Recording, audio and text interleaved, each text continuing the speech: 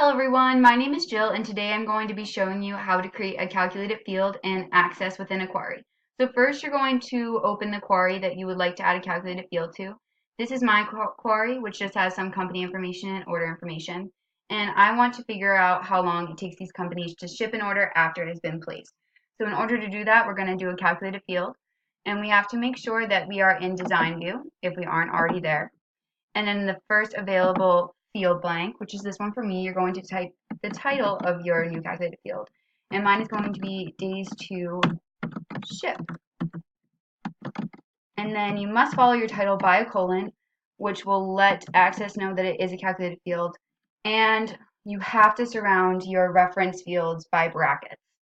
So my expression, so my formula is going to be the ship date and then end bracket minus open bracket, the order date, close bracket.